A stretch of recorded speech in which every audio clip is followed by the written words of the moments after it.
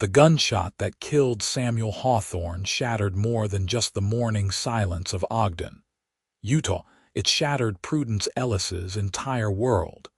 And when she screamed that she had seen everything, not a single man in that courtroom 3 weeks later would look her in the eye. It was April of 1878, and the mountain air still carried winter's bite as Prudence sat in the witness gallery, her hands trembling in her lap. She had watched the whole thing unfold from her boarding house window that overlooked Main Street. Samuel Hawthorne, the banker who had loaned money to half the town, had been arguing with Victor Ramsey about a foreclosure. The argument had grown heated, voices rising in the early morning hours.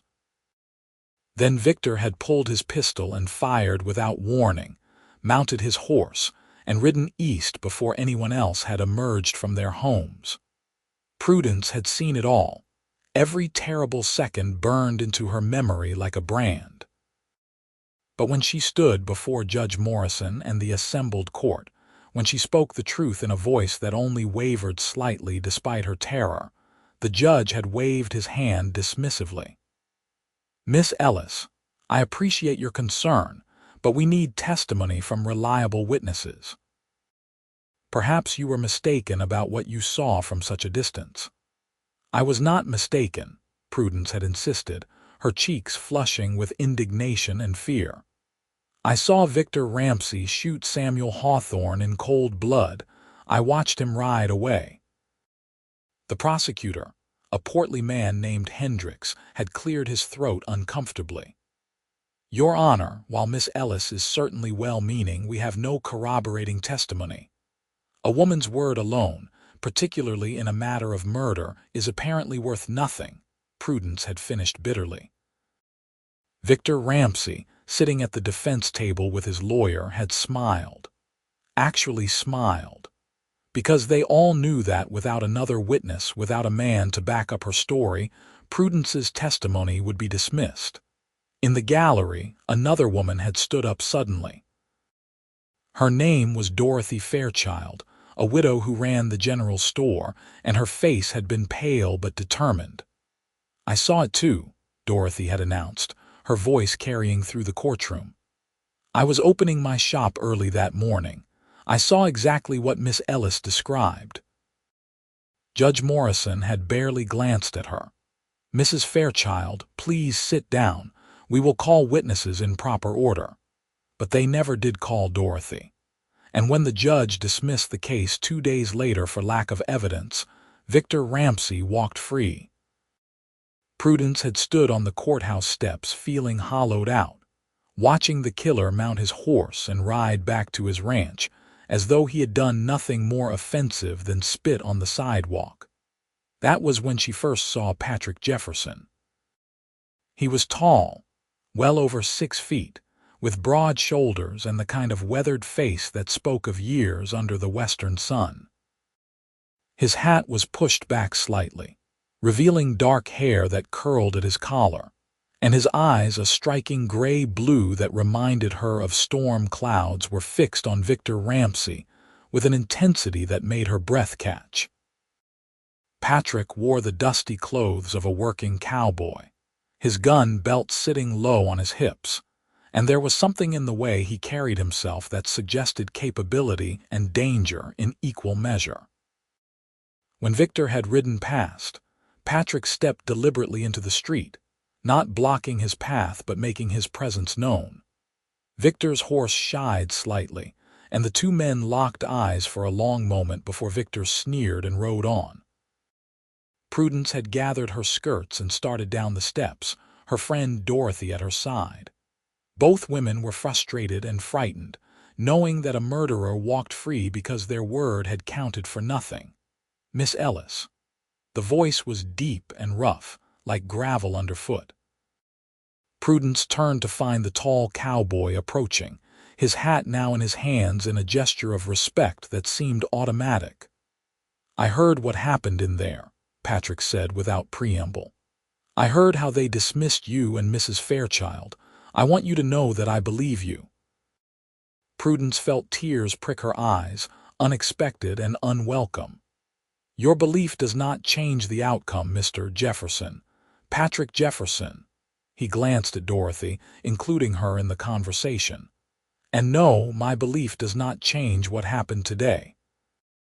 But maybe my testimony will change what happens tomorrow. What do you mean? Dorothy asked, her voice sharp with sudden hope. Patrick's jaw tightened. I mean, I am going to find evidence that will force Judge Morrison to reopen this case. And when he does, I am going to testify that I was coming into town that morning, that I saw what you saw. Sometimes it takes a man's word to make people listen. It is not right, but it is the way things are. So I will give them a man's word, and we will see Victor Ramsey hang for what he did. You would lie under oath? Prudence asked, shocked despite herself. I would tell the truth, Patrick corrected gently, because I believe you, and that makes your truth my truth. Besides, I knew Samuel Hawthorne. He was a good man who gave my family a fair loan when others would not. If Victor Ramsey killed him, then Victor Ramsey should pay. Prudence studied his face, looking for deception or mockery or any of the patronizing condescension she had endured in the courtroom. She found none of it. Patrick Jefferson's eyes were steady and sincere, and when he looked at her, he actually saw her not as a foolish woman or an unreliable witness, but as a person telling the truth. Why would you do this? She asked quietly. You do not know me. You do not owe me anything. Because it is the right thing to do, Patrick said simply. And because I am tired of watching injustice prevail just because it is convenient. Over the following weeks, Patrick became a regular presence in Prudence's life. He came to the boarding house where she lived and worked as a housekeeper, sitting in the modest parlor and asking her detailed questions about what she had witnessed that morning. He interviewed Dorothy as well, taking careful notes and treating both women's testimony with the seriousness it deserved. He investigated Samuel Hawthorne's dealings with Victor Ramsey, uncovering a trail of debts and threats that painted a clear picture of motive. Prudence found herself looking forward to his visits with an eagerness that had nothing to do with the case. Patrick was different from other men she had known. He listened when she spoke, asked for her opinions, and never once suggested that her thoughts or feelings were less valid than his own. He was educated too, which surprised her given his occupation. He could quote Shakespeare and discuss philosophy, though he did so without pretension. My mother was a school teacher, he explained one afternoon as they sat on the boarding house porch, watching the traffic on Main Street. She insisted all her children learn to read and think critically. I have 4 sisters, and growing up with them taught me that women are every bit as capable and intelligent as men, more so in many cases. Prudence smiled despite the gravity of their situation. 4 sisters. I imagine that made for an interesting childhood. Loud, Patrick said, but his eyes were warm with affection. And chaotic. And the best upbringing a man could ask for. They taught me not to be afraid of strong women. He glanced at her, and there was something in his gaze that made her pulse quicken. I admire strength, Miss Ellis. I admire courage. What you did, standing up in that courtroom and telling the truth even though you knew they would dismiss you, that took more bravery than most gunfights. I was terrified, Prudence admitted. I am still terrified. Victor Ramsey is a dangerous man, and he knows I testified against him. Patrick's expression hardened. He will not touch you, I give you my word. You cannot watch me every moment. No, he agreed. But I can make sure he knows that if anything happens to you or Mrs. Fairchild, I will hunt him down myself. Sometimes reputation is its own protection, and I have made sure that word has spread about my interest in this case. Prudence felt a complex mixture of gratitude and concern. I do not want you to endanger yourself for my sake. Too late, Patrick said with a slight smile. I am already invested. The way he said it, the look in his eyes, made Prudence think he might be talking about more than just the case. Her heart stumbled over itself, hope and fear tangled together. She was 23 years old and had long since resigned herself to spinsterhood. Pretty enough, but with no family and no dowry, working as a housekeeper to support herself, she was not exactly a prize catch in the eyes of most men. But Patrick did not look at her that way. He looked at her as though she mattered, as though her value had nothing to do with her financial prospects or social standing. "Tell me about yourself," Patrick said, breaking into her thoughts. "I have been asking you questions about the case for weeks, but I realize I know very little about Prudence Ellis the person." She laughed softly. "There is not much to tell. I came to Ogden 3 years ago from St. Louis after my parents died. I needed work and Mrs. Henderson at the boarding house needed help. It is not exciting, but it is honest work and I have a roof over my head." "You like it here?" Prudence considered the question seriously. "I like the mountains. I like how clean the air is, how you can see the stars at night. I like that it is a smaller town where people know each other. But I do not like how rigid society can be, how little respect women are afforded. That part has been difficult." "It would help if we had more people willing to challenge those rigidities," Patrick observed. "People like you and Mrs. Fairchild." "Is that what we are doing? Challenging society?" Prudence shook her head. "It feels more like beating our heads against a stone wall. Walls crack eventually," Patrick said, "especially when enough people push against them." His optimism was infectious, and Prudence found herself smiling more in his presence than she had in months. But beneath the growing warmth between them, the case loomed like a shadow. Patrick had taken his findings to the prosecuting attorney, who reluctantly agreed to present the new evidence to Judge Morrison. A second trial was scheduled for late May. The night before the trial, Patrick came to the boarding house just after sunset. Prudence was in the kitchen helping Mrs. Henderson clean up after dinner when he arrived, and her employer shooed her out with a knowing look that made Prudence's cheeks burn. Patrick was waiting in the parlor, hat in hands, looking uncharacteristically nervous. "I wanted to see you before tomorrow," he said, "to make sure you are prepared for what is coming." "I have told the truth once already," Prudence said, taking a seat on the worn sofa. "I can do it again. It will be harder this time. Victor's lawyer will try to discredit you to make you seem confused or malicious. He will not be gentle." "I know." Prudence folded her hands in her lap to stop them from shaking. "But I am not backing down. Samuel Hawthorne deserves justice, and so does this town." Patrick sat down beside her, close enough that she could feel the warmth radiating from him. "You are remarkable, do you know that?" Prudence looked up, startled by the intensity in his voice. "I am just trying to do what is right. That is what makes you remarkable." Patrick hesitated, then reached out and gently took her hand. His palm was calloused and warm, his grip careful as though she were something precious. "Prudence, I need to tell you something before we walk into that courtroom tomorrow. I need you to know that my involvement in this case started because I wanted justice for Samuel Hawthorne, but it has become about so much more than that." Her heart was pounding so hard she was certain he could hear it. "What do you mean?" "I mean that somewhere between investigating this murder and listening to you talk about truth and justice and what is right, I fell in love with you." Patrick's gray-blue eyes held hers, steady and sure.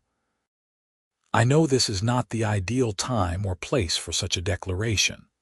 I know we are in the middle of something dangerous and uncertain, but I could not walk into that courtroom tomorrow without you knowing how I feel. You deserve to know that someone sees you, really sees you, and thinks you are extraordinary." Prudence felt tears sliding down her cheeks before she even realized she was crying. "Patrick, you do not have to say anything," he interrupted gently. I am not asking for an answer or a commitment. I just needed you to know. But I want to say something, Prudence insisted, tightening her grip on his hand. I want to tell you that I have been falling in love with you too, probably since that first day on the courthouse steps when you said you believed me. Do you have any idea what those words meant? What it felt like to have someone actually listen and take me seriously? Patrick lifted his free hand and gently wiped away her tears with his thumb. I think I am beginning to understand. Tomorrow might not go the way we hope, Prudence said quietly. Victor might walk free again. Then we will deal with that if it happens, but no matter what that courtroom decides, I want you to know something else. Patrick's voice was fierce now, protective. I am not going anywhere. Whatever happens tomorrow or the next day or the day after that, I am going to be right here, standing beside you. Prudence leaned forward and rested her forehead against his, a gesture of trust and intimacy that felt more significant than any kiss. They sat like that for a long moment, hands clasped, breathing in sync, finding courage in each other's presence. The courtroom was packed the next morning. Word had spread about the second trial, and it seemed half of Ogden had turned out to watch. Prudence sat in the front row with Dorothy beside her, both women dressed in their Sunday best, spines straight and chins high despite their nervousness. Patrick testified first. He took the stand and swore on the Bible, and then he looked directly at the jury and began to speak. He described coming into town that April morning, seeing the confrontation between Samuel and Victor, witnessing the murder. His testimony matched Prudence's and Dorothy's in every detail because he had listened so carefully, because he believed them so completely that their truth had become his own. The defense attorney, a sharp-faced man named Crawford, attacked immediately. Mr. Jefferson, is it not true that you did not come forward with this testimony until weeks after the crime? That is correct, Patrick said calmly. And why is that? If you truly witnessed a murder, why wait? Because I was out of town working a cattle drive immediately after. I did not return to Ogden until 3 weeks ago. When I heard that Victor Ramsey had been acquitted, despite clear testimony from Miss Ellis and Mrs. Fairchild, I knew I had to speak up. How convenient, Crawford sneered. Or perhaps you simply heard about the case and decided to insert yourself into it. Perhaps you are lying to help Miss Ellis, with whom I understand you have become quite friendly. Patrick's jaw tightened, but his voice remained steady. I am telling the truth. I saw Victor Ramsey shoot Samuel Hawthorne. My relationship with Miss Ellis has no bearing on what I witnessed. Does it not? Is it not possible that you have fabricated this entire testimony to please a woman you are courting? Before Patrick could answer, Prudence stood up. That is a lie. Judge Morrison banged his gavel. Miss Ellis, you will sit down and remain quiet, or I will have you removed from this courtroom. With all due respect, Your Honor, I will not sit quietly while Mr. Jefferson's character is attacked for the crime of treating women as credible witnesses. Prudence's voice rang clear and strong through the courtroom. Patrick Jefferson has done nothing but pursue the truth in this case. He has investigated thoroughly, he has listened carefully, and he has had the courage to stand up for what is right even when it is not convenient. If more men in this town had half his integrity, Samuel Hawthorne's killer would already be behind bars. The courtroom erupted in whispers and shocked murmurs. Judge Morrison's face turned red, but before he could respond, Dorothy stood as well. Miss Ellis is right, she declared. We have been dismissed and ignored and patronized throughout this entire process, all because we are women. But our eyes work just as well as any man's. We know what we saw, and Mr. Jefferson knows what he saw. Victor Ramsey is a murderer, and everyone in this room knows it. Order. Judge Morrison shouted, banging his gavel repeatedly. I will have order in this court. But something had shifted. Prudence looked around the courtroom and saw other women standing, the seamstress from Pine Street, the minister's wife, the school teacher. One by one they rose in silent solidarity, and their husbands and brothers and sons watched with expressions ranging from surprise to support. Patrick caught Prudence's eye from the witness stand, and the look on his face was one of fierce pride and admiration. He had wanted to give the women a voice, but they were taking their own voices back, refusing to be silenced any longer. The trial continued for 2 more days. The prosecutor presented the evidence Patrick had gathered showing Victor's mounting debts to Samuel, the foreclosure notices, the threats witnesses had overheard. Under Patrick's testimony and the weight of circumstantial evidence, the case against Victor became overwhelming. The jury deliberated for 4 hours before returning with a verdict of guilty. When the foreman announced the decision, Prudence felt Dorothy grab her hand on one side while Patrick, who had moved to sit with them after his testimony concluded, took her other hand.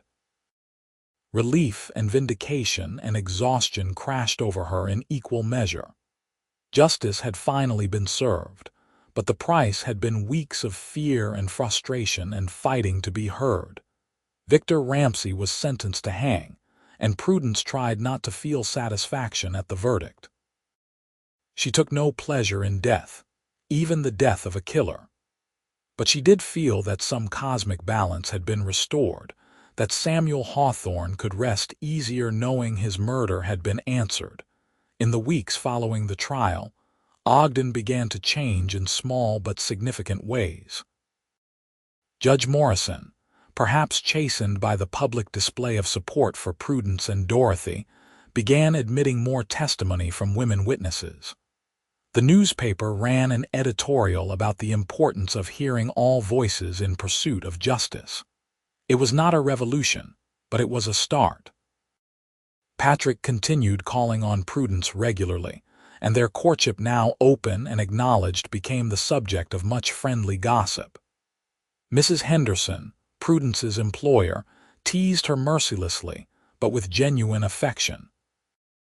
Dorothy approved wholeheartedly, declaring Patrick the best man in Utah Territory.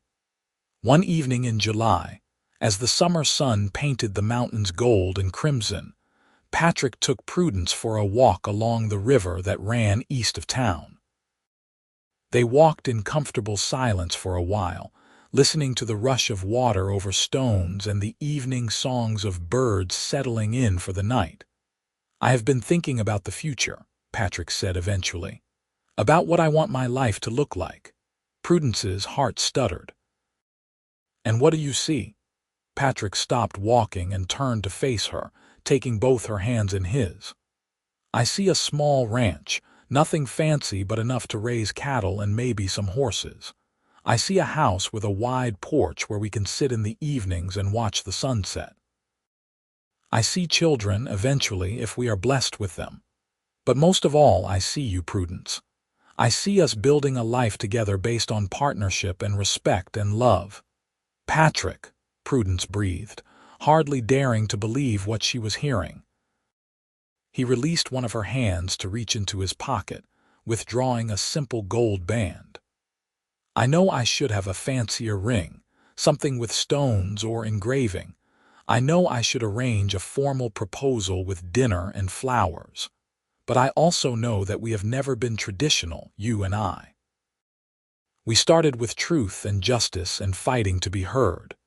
So I am asking you plainly, without artifice, Prudence Ellis, will you marry me?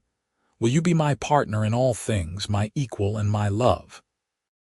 Prudence felt tears streaming down her face again, but these were tears of joy so pure it almost hurt. "Yes," she said, her voice breaking. "Yes, Patrick, I will marry you. I will be your partner and your equal and your love, and I will count myself the luckiest woman in all the territories." Patrick slipped the ring onto her finger, and then he pulled her into his arms and kissed her with a tenderness that made her knees weak. She kissed him back, pouring all her love and hope and dreams into that moment, feeling his heart beating against hers in perfect rhythm. They were married in September, on a crisp autumn day when the leaves had turned gold and red, and the air smelled of wood smoke and approaching winter. Dorothy stood up with Prudence, and Patrick's friend and fellow cowboy Marcus stood up with him. The ceremony was held in the small church on Church Street, and nearly the whole town attended. Prudence wore a simple white dress that Dorothy had helped her sew, with wildflowers in her hair that Patrick had picked that morning. When she walked down the aisle and saw him waiting at the altar, his eyes bright with emotion and love, she felt as though her heart might burst from happiness. The minister who married them was a progressive man who had supported the women's testimony during the trial. He spoke about partnership and equality, about two people choosing to walk through life together as equals rather than master and subordinate. It was a radical sermon for the time and place, but no one objected. Perhaps they had all learned something from watching Prudence and Dorothy and the other women stand up and demand to be heard. "I, Patrick Jefferson, take you, Prudence Ellis, to be my lawfully wedded wife," Patrick said, his voice strong and clear. "I promise to honor you, to respect you, to listen to you, and to love you for all the days of my life. I promise to be your partner in all things, to stand beside you in times of joy and sorrow, and to never stop fighting for truth and justice together." Prudence smiled through her tears as she made her own vows, her voice equally steady. "I, Prudence Ellis, take you, Patrick Jefferson, to be my lawfully wedded husband. I promise to honor you, to respect you, to trust you, and to love you for all the days of my life. I promise to be your partner in all things, to stand beside you in times of joy and sorrow, and to never stop believing in what we can accomplish together." When the minister pronounced them husband and wife, the church erupted in applause. Patrick kissed Prudence with a joy that made everyone smile, and as they walked back down the aisle hand in hand, Prudence caught Dorothy's eye and saw her friend beaming with happiness. The reception was held at the boarding house, with Mrs. Henderson outdoing herself on the food and decorations. There was music and dancing and laughter, and for one golden afternoon, all the hardships and struggles of the past months faded into memory. Prudence danced with her husband, and felt more alive and happy than she ever had before. As the sun began to set, Patrick and Prudence slipped away from the celebration to begin their life together. Patrick had purchased a small plot of land 10 miles outside Ogden, nestled in a valley with mountain views and good water. The house was modest but well built, with that wide porch he had promised and windows that let in plenty of light. "Welcome home, Mrs. Jefferson," Patrick said, sweeping Prudence into his arms and carrying her over the threshold. Prudence laughed, clinging to his neck. "I could get used to this." "Good," Patrick said, setting her down gently and then cupping her face in his hands. "Because I plan on making you happy every single day for the rest of our lives." He kissed her again, deeper this time, and Prudence melted into his embrace. They were husband and wife now, partners in every sense of the word. The physical intimacy that followed was tender and passionate, a natural expression of the love and trust they had built over months of fighting together for what was right. The first year of their marriage was both challenging and rewarding. Patrick worked hard to establish the ranch, building up a herd of cattle and breaking horses to sell. Prudence divided her time between maintaining their home and continuing to work part-time at the boarding house, not because they needed the money, but because she enjoyed the work and valued her independence. Patrick never asked her to give up her employment, understanding that her sense of purpose and contribution mattered. They talked for hours on those long evenings on the porch, discussing everything from politics to philosophy to their hopes for the future. Patrick valued Prudence's opinions on ranch business, consulting her on major decisions and respecting her judgment. In turn, Prudence found herself learning about cattle and horses, discovering a passion for ranch life she had never anticipated. Dorothy remained a close friend, visiting regularly and bringing news from town. She had started courting the new schoolteacher, a kind man named Thomas who shared her progressive views. Prudence was thrilled for her friend, grateful that Dorothy too was finding happiness. In the spring of 1880, Prudence discovered she was pregnant. She told Patrick one evening as they sat watching the sunset, his arm around her shoulders and her head resting on his chest. "We are going to have a baby," she said softly. Patrick went very still for a moment, and then he pulled back to look at her face, his eyes searching hers. "Are you certain?" The doctor confirmed it this afternoon. "We should expect the baby in early November."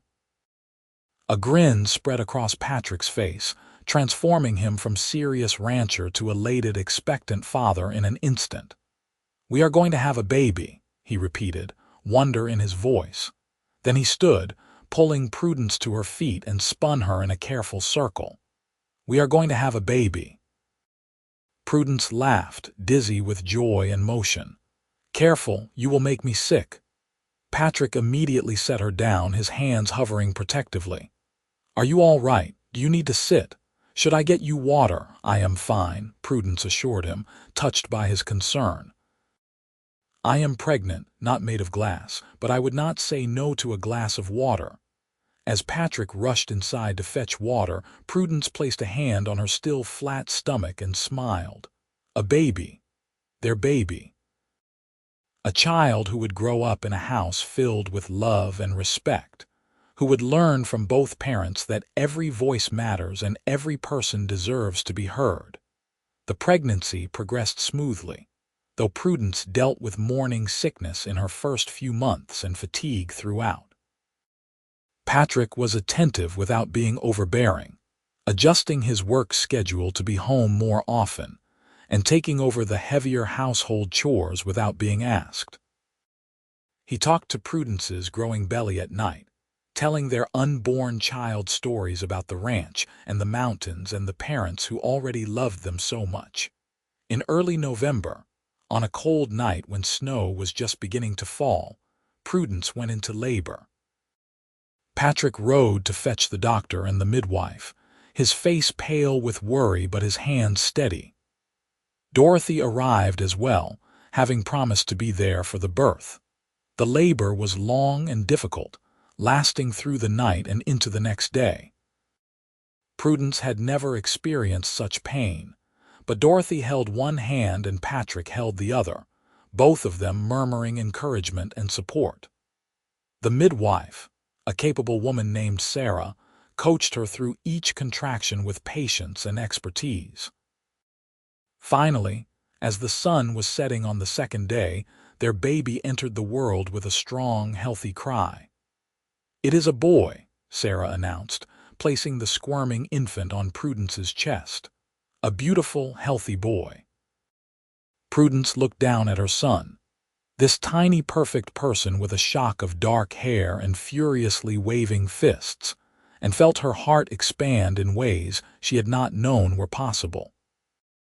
Patrick leaned over them both, tears streaming unashamedly down his face as he touched their baby's impossibly small hand. "He is perfect," Patrick whispered.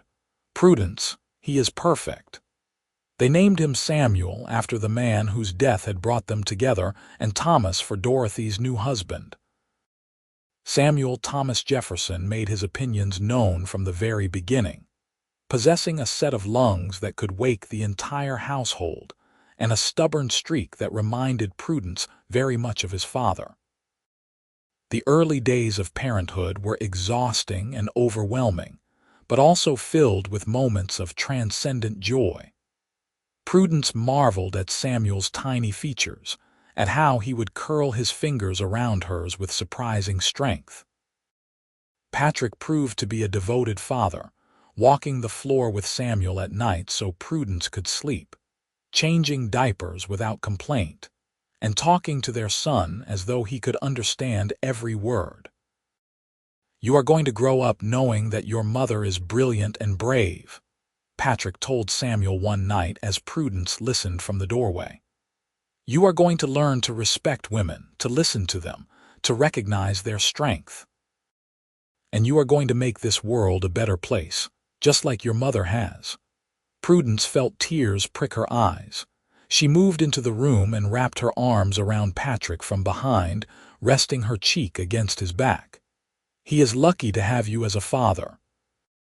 "We are both lucky to have you," Patrick said, turning so he could include her in the embrace without disturbing Samuel, who had finally fallen asleep on his shoulder. The years passed in a blur of happiness and hard work. The ranch prospered, allowing them to expand their herd and improve their property. Samuel grew into a bright, energetic child with his father's gray-blue eyes and his mother's determination. When he was 2, Prudence discovered she was pregnant again, and in the summer of 1883 they welcomed a daughter they named Elizabeth Dorothy Jefferson. Elizabeth was calmer than her brother had been, a contemplative baby who studied the world with serious dark eyes. Samuel adored his little sister, constantly wanting to help care for her and showing her his toys. Watching them together, Prudence felt a contentment so deep it was almost painful. Dorothy and Thomas had married and had a daughter of their own, a little girl named Margaret, who was the same age as Samuel. The families visited regularly, their children growing up together much as Prudence hoped they would, learning from example that women and men could be equals, that voices of all kinds deserved to be heard. The town of Ogden continued to change and grow. More women began speaking up in town meetings and business dealings. A women's civic organization was formed, dedicated to improving education and social services. Prudence and Dorothy were founding members, using their experience from the trial to advocate for other women facing injustice. Patrick supported Prudence's civic work completely, often caring for the children while she attended meetings or worked on campaigns.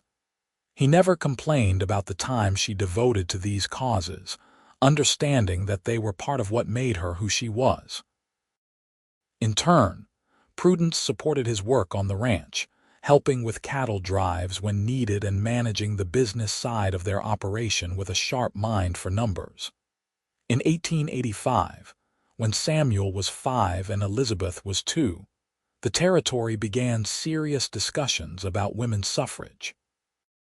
Utah had actually granted women the right to vote back in 1870, but the federal Morrill Anti-Bigamy Act had taken it away. Now, there was a movement to restore that right, and Prudence threw herself into the cause with passion. She gave speeches at town halls and churches, sharing her experience from the trial and arguing that women's voices were essential to a just society. Patrick often stood in the audience, Samuel on his shoulders and Elizabeth in his arms, watching his wife with obvious pride and admiration.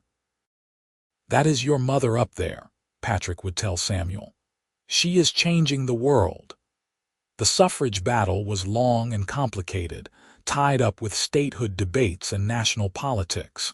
But Prudence never gave up, energized by the memory of standing in that courtroom and demanding to be heard. She corresponded with suffragists in other territories, organized petition drives, and refused to be discouraged by setbacks. Through it all, Patrick was her rock and her champion. On discouraging days, he reminded her of how far they had come. On triumphant days, he celebrated with her.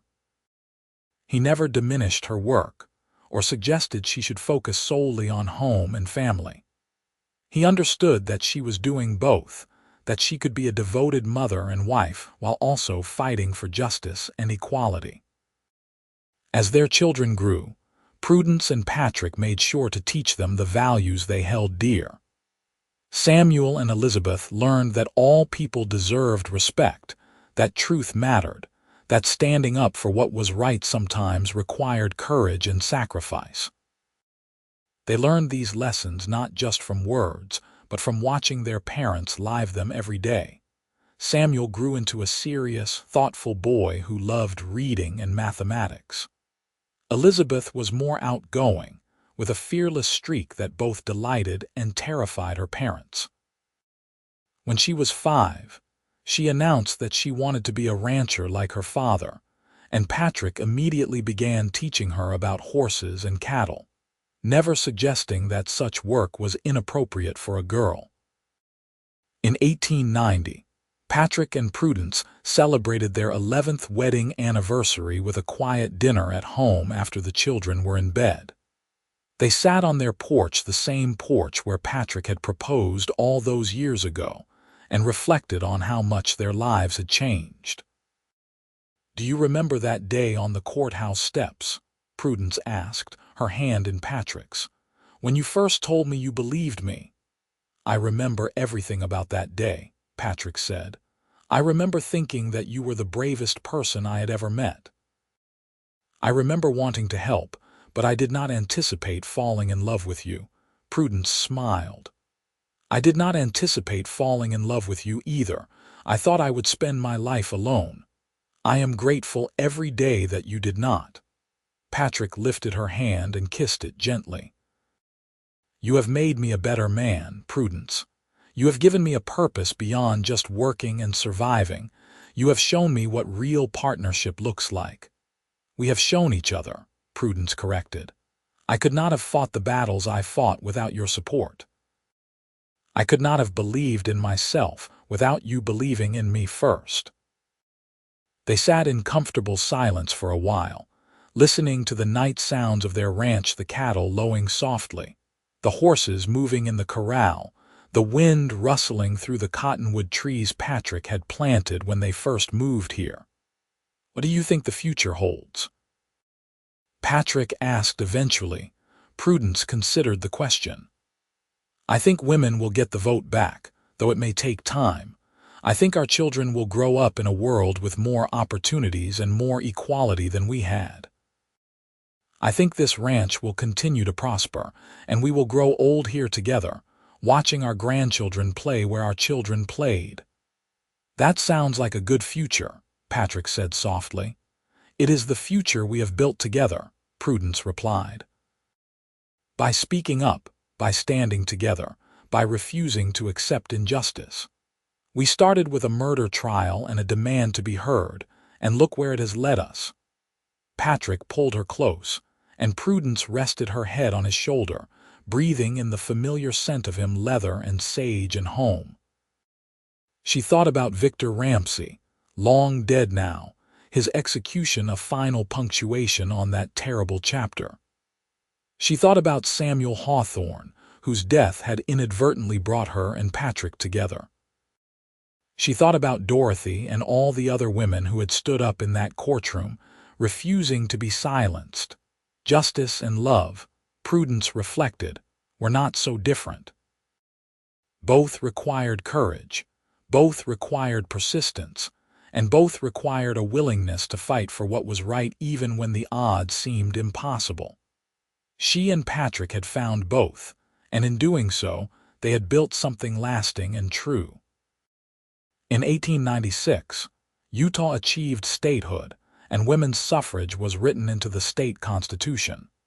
Prudence, now 41 years old, cast her first legal vote with tears streaming down her face. Patrick stood beside her, Samuel and Elizabeth, now 16 and 13, watching their mother make history in this small but significant way. "This is what we fought for," Prudence told her children as they left the polling place. "This is what your father and I and so many others worked toward. The right to be heard, to have our voices count, to participate fully in our democracy." Samuel, now a tall young man who looked remarkably like his father, nodded seriously. "You taught us that every voice matters. You lived it, both of you." Elizabeth, spirited and bold, grinned.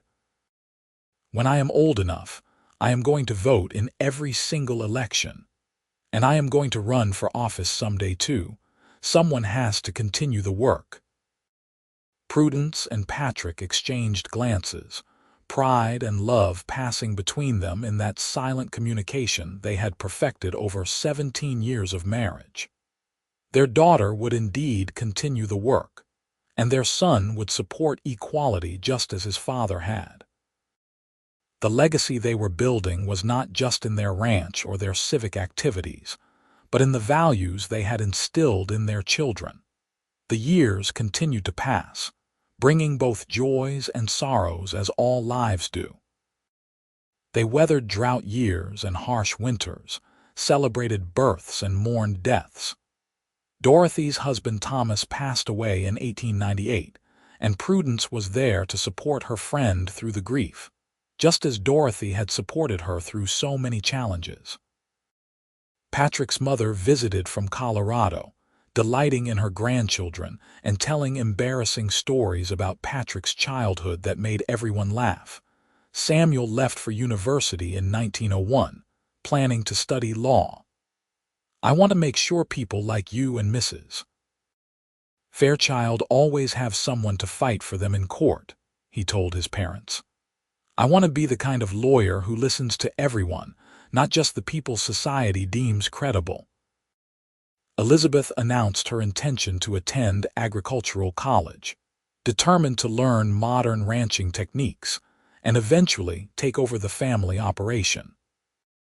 Patrick taught her everything he knew, treating her as the successor she wished to be rather than lamenting the lack of a son to inherit the ranch. By 1905, Patrick and Prudence were in their 50s, their hair graying but their love as strong as ever.